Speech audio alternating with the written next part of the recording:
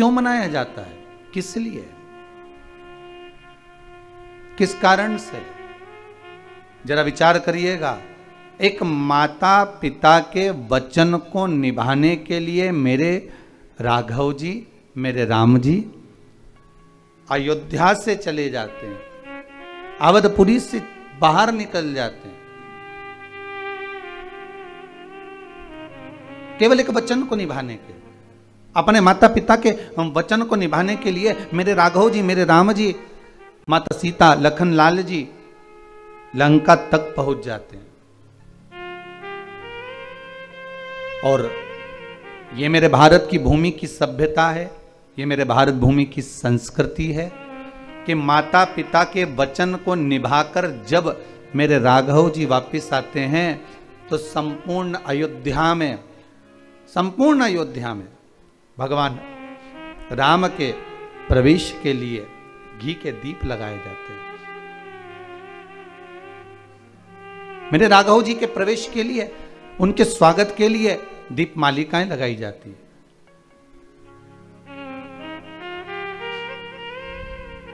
और उन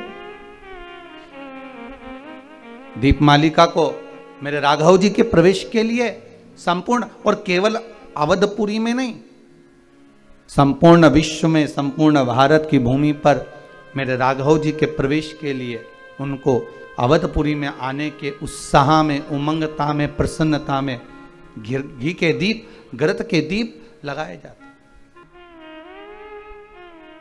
राघव जी कहा महाराज पूरे संपूर्ण भूमंडल पर,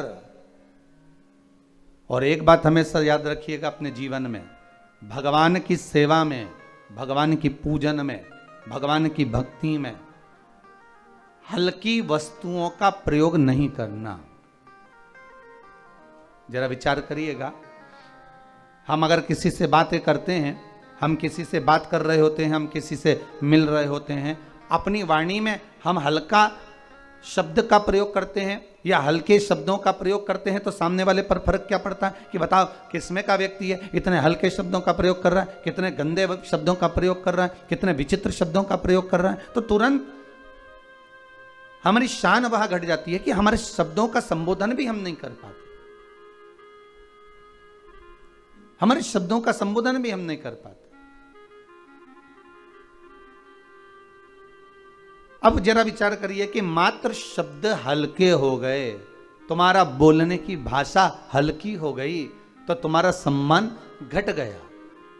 अब इस हल्के संबोधन से, हल्के शब्दों से जब तुम्हारा सम्मान घट सकता है तो जरा विचार करिएगा कि आप अगर परमात्मा की सेवा कर रहे हैं, आप भगवान की भक्ति को धारण कर रहे हैं, आप भगवान के भजन में अगर लगे हुए हैं, भगवान की चित्तवृत्ति में लगे हुए हैं और भगवान की सेवा में आप कोई हल्की वस्तु भगवान को समर्पित कर रहे हैं तो उसका कोई सुख नहीं है महाराज, उसका कोई आनंद नहीं है।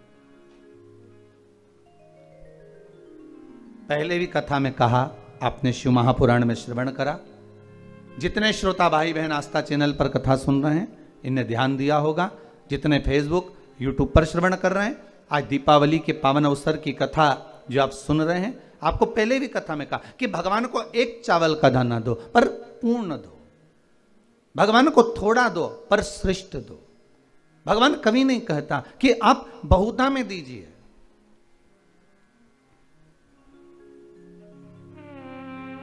भगवान कभी नहीं कहेगा।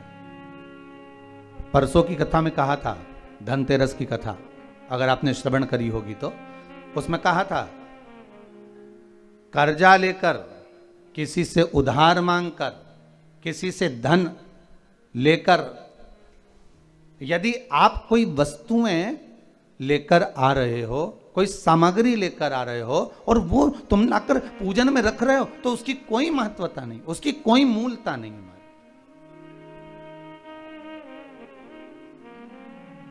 यहां तो सीधा सीधा कहा गया है, मन चंगा तो कठोते में गंगा। यहां तो सीधा कहा गया कि अगर आपका विश्वास प्रबल है, आपकी भक्ति प्रबल है, आपका मन प्रबल है तो भगवान वस्तुओं से नहीं रिश्ता, भगवान तो केवल निर्मल मन देखता है, भाव देखता है, शुद्धता देखता है, आपके हृदय का आनंद देखता है।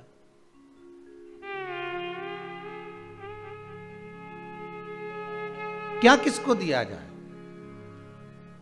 अब देखिए, पूरे अवधपुर के वासी राम जी को घी का दिया लगा रहे हैं प्राप्त करने के लिए, और एक चरित्र प्राप्त होता है सुंदर पंपा सरोवर का।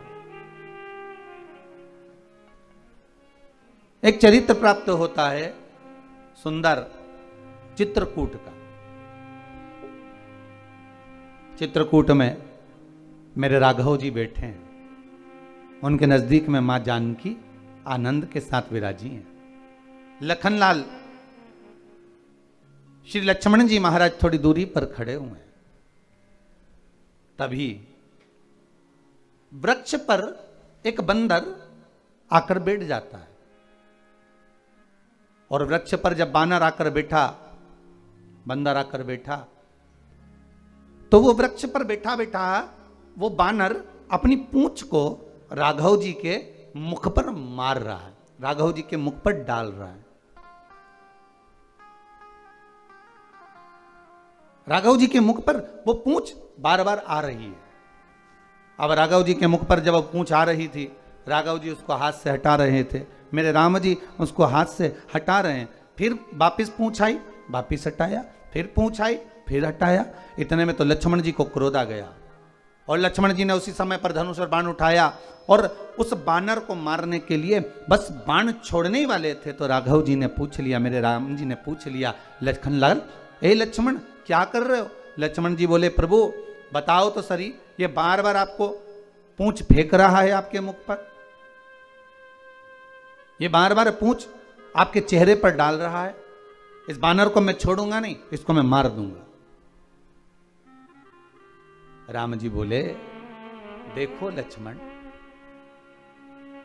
जिसके पास जो होता है ना वो वही समर्पित करता है। इस बंदर के पास में देने के लिए कुछ भी नहीं है, इस बंदर के पास में मुझे प्रदान करने के लिए कुछ नहीं है। इस बंदर के पास में सबसे कीमती अगर कोई चीज है तो कपी की ममता पूंछ में। इस बंदर के पास अगर कुछ कीमती वस्तु है, इस बंदर के पास में सबसे कीमती अगर कोई सामग्री है तो वो पूंछ है। इसलिए लंकाधिपति रावण ने भी आग काय में लगवाई थी? पूंछ में आग लगवाई थी, क्योंकि बंदर की जो ममता है, कपी की ममता पूंछ में, तो कपी की जो ममता है, बानर की जो ममता है, वो पूंछ में होती है। इसलिए ये अपनी पूरी ममता, अपना पूरा सुख, अपनी पूरी ममता मुझे पूंछ के माध्यम से समर्पित कर रहा है। अवधपुर वासी राम जी के आने पर घी के दिए जलाते हैं, और श्री हनुमान जी महाराज का चरित्र कह रहा है कि मैं राघव जी को क्या प्रदान करूं, मैं राम जी को क्या करूं। अयोध्या में जब रहे हैं, अवधपुरी में जब राम आ रहे हैं, सारे अवधपुरी वासियों ने तो घी के दिए लगा दिए। तब हनुमान जी के मन में आया कि आज मेरे राघव जी अवधपुरी में प्रवेश करेंगे, आज मेरे राम अयोध्या में आएंगे, और सब दूर घी के दिए जलाए गए। भरत जी लाल सब दूर कहलवा दिए कि जब मेरे राम 14 वर्ष का वनवास करने के बाद जब वापिस आए तो संपूर्ण अवधपुरी में घी के दिए जलाए जाएं। पर हनुमान जी के मन में आया कि मैं घी कहां से लाऊं और दिया कहां से लगाऊं। हनुमान जी के मन में आया कि मैं दीप कहां से लाऊंगा, मैं दिए कहां लगाऊंगा, मैं बाती कहां से लाऊंगा, मैं घृत कहां से लाऊंगा, और कैसे राम जी के आगमन के लिए अवधपुरी में दिए जल रहे जाएं, मैं क्या करूं। और मेरे राम जी हनुमान जी के मन के भाव को जान गए, क्योंकि राम राम है।